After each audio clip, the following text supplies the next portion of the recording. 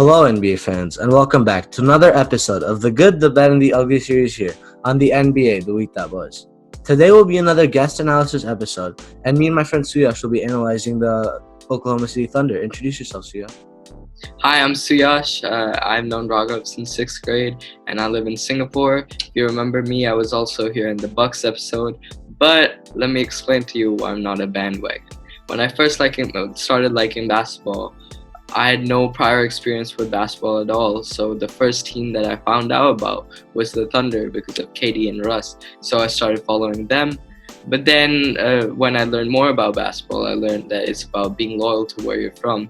I'm not from anywhere in America, but my closest relatives live in Wisconsin, so I also became a Bucks fan. I've been following both teams ever since. Yep, so that perfectly makes sense. So please don't roast them in the comments for being a bandwagon. So let's get right into this episode. Suyash, what are your initial thoughts on the Thunder this year? I have very mixed emotions. I have very strong positive emotions and very strong negative emotions at the same time.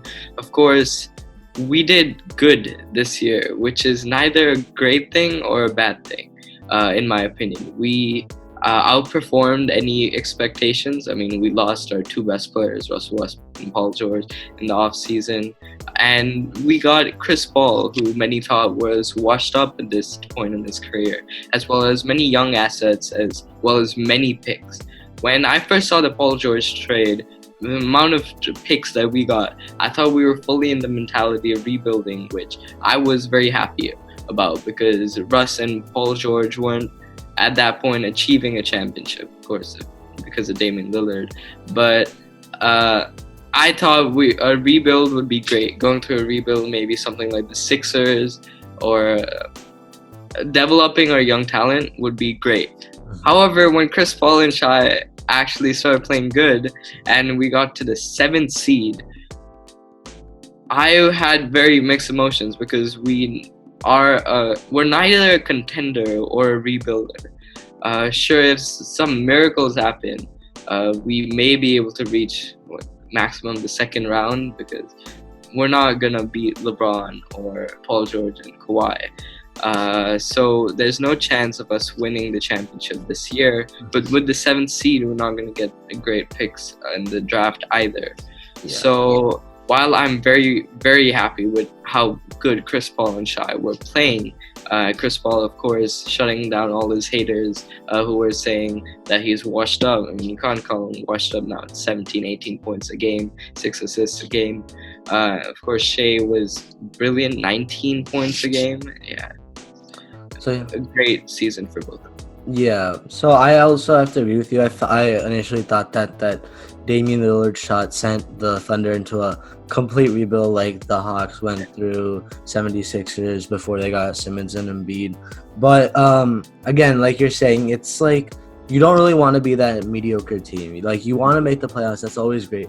But with the situation that the Thunder are in, they would have, I think, either they would want to be more successful or complete rebuild. Younger teams would prefer to, be a mediocre team, which gives them playoff experience. Like a team like the Hawks would love to be in the position the Thunder are in. But I think the Thunder need to be in the position the Hawks are in, where they're really developing their young talent. However, you do mention, and I was also pleasantly surprised by the way the Thunder played this year. Billy Donovan really did well with the talent he had with him. I just found that 3-point guard usage ingenious, using Schroeder, Shai, and Chris Paul to the best of their abilities, along with great power forward in Danilo Gallinari. I always felt he's been slept on. In the last year in the Clippers, after Tobias Harris got traded, he really stepped it up and was a great piece for them. And I feel Danilo Gallinari played well. Steven Adams did his thing. Was humble and just got his rebounds, got his points in the paint, set those screens, did all the dirty work for the Thunder. I feel that Terrence Ferguson really leveled out in his development. I mean, yes, he's a great 3-and-D wing. I thought I saw more potential with him, especially on the offensive end, given his athleticism, but I don't think it really ever developed. Are there any young players I was quite disappointed in Terrence Ferguson, to be honest, because I was looking forward to his development, especially without Paul George on the floor.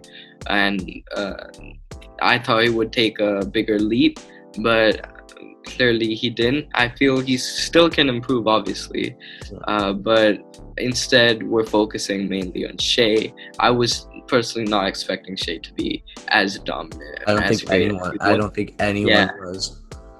Yeah. I feel Nerlens Noel Mhm. got some more playing time, did some more stuff behind Steven Adams, of course, who I think is one of the best teammates, selfless teammates in the league, doing everything that no one else wants to do.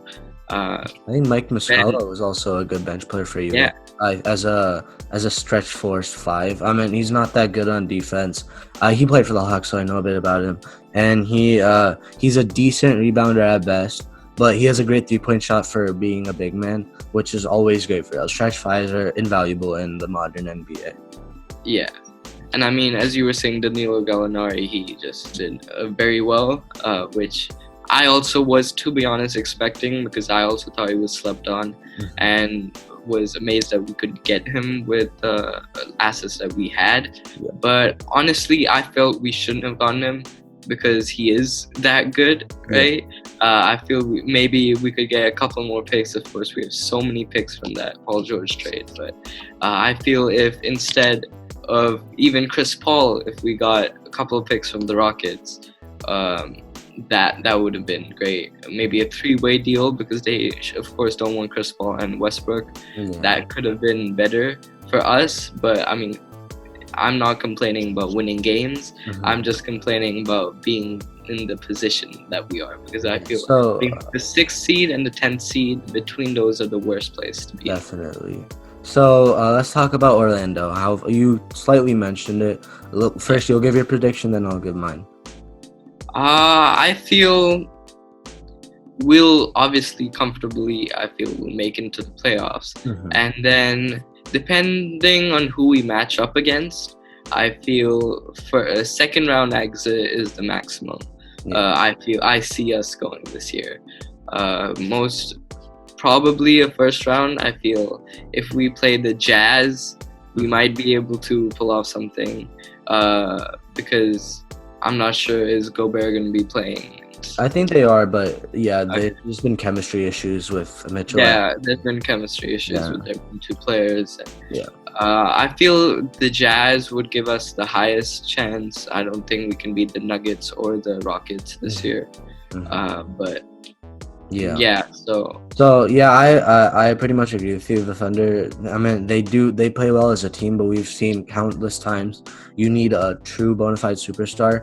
And if this was 5 years ago, then I would be more high on the Thunder because of Chris Paul, but as his role as a bona fide superstar. But now, I mean, yes, he wasn't as washed as people thought he was, but still, he's aging. You can see it in his game, but not mental wise, just physically wise. He's not as explosive as he used to be.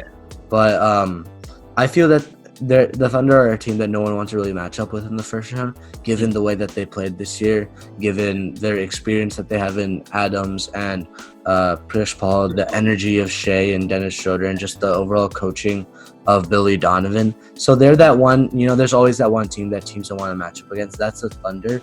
So I feel that's something that the Thunder have an advantage. If they can capitalize on that, aura they have around them, that they're the matchup that people don't want, that maybe can lead them a bit further than we're thinking, but it's very, very unlikely.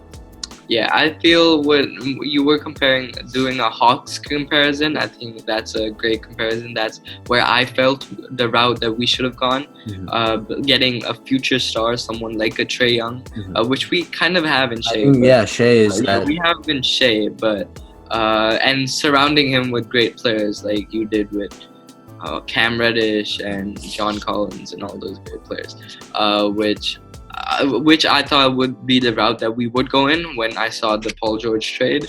But then Chris Paul came in, and he doesn't really fit in that team. I feel he would fit in a team like that 2-3 years further down the line when he is more washed, as using as the veteran, like the Vince Carter in the Hawks era. Better version of Vince Carter, because Vince was completely washed, but I see what you mean for sure. So let's wrap up with what we'll each give what our next steps for the Thunder are. I'll go first. So I feel that moving forward, that the Thunder should consider moving on from Chris Paul, Gallinari, and potentially Schroeder. Schroeder is in his prime right now. So a team like, let's say, the Lakers, or a contending team, let's say, even the Bucks, I feel, they would Yeah. want Schroeder's talents as a scorer. He's always, I feel, been underrated in his whole career, especially like in Atlanta too. He in his best years in Atlanta, averaging around 18, 19 points, 5 assists a game, and he was almost doing that off the bench in Oklahoma. Even though he's playing a lot of minutes,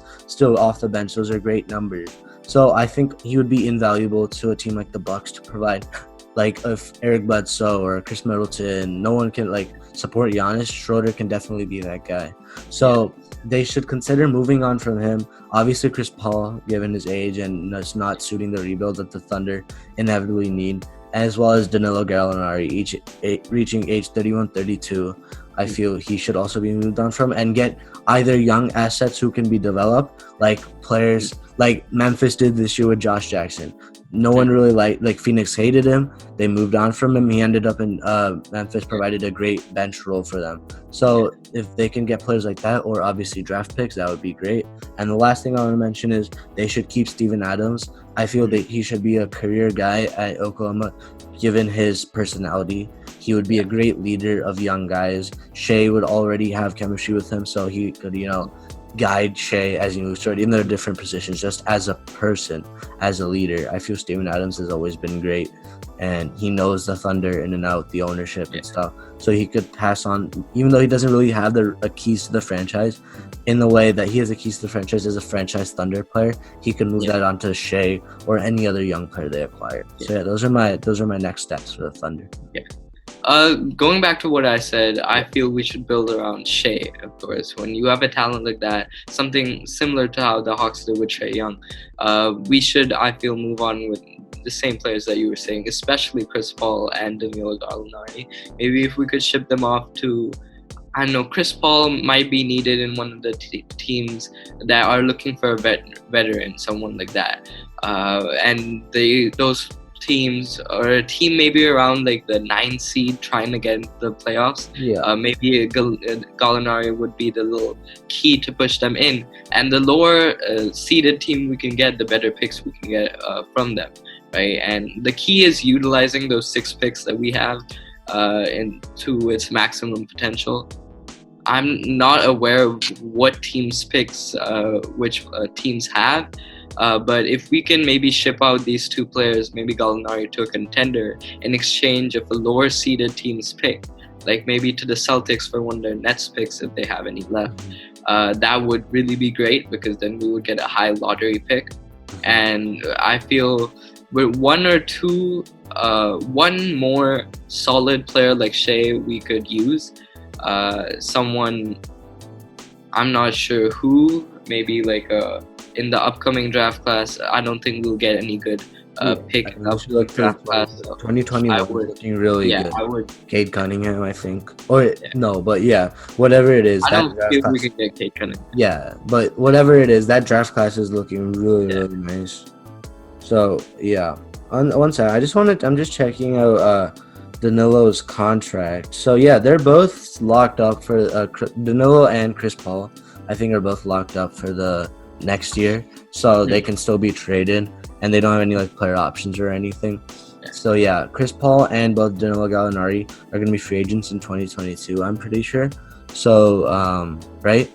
So I think those are 2 good trade pieces that the Thunder have. Like, this was a nice like Cinderella year, but they should, I think the management, the fans, everyone should come together and agree that it's time for a rebuild, like what happened in 2008, 2009 when they moved into Oklahoma. It was essentially a rebuild when they got both KD, Westbrook, and then eventually Harden, and they made the finals. And I feel if that course stuck together, they would have won a ring. But that's a story for another time. People do that a lot, because I feel like that core would not have stayed together even if we didn't make that trade. But anyway, that's a story for another time. So we might talk about that in a later video. So I think it's just time for a rebuild in Oklahoma. So any words to Oklahoma?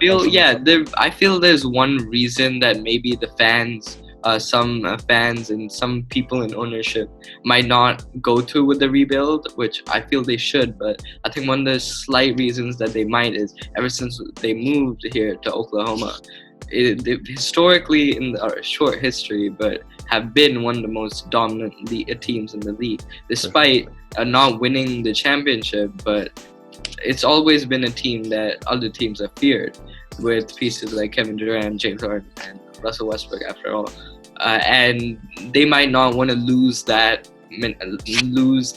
reputation. And I feel that might be something that some owners or some people in management might be holding on to for some reason, which I feel for the benefit of the team they should let go of, because at this point in the careers of the players that we have, the best thing to do would be to rebuild. Definitely. So those are great ways. That's a great way to end this episode. Thank you so much, Siyash. Thank you for having me.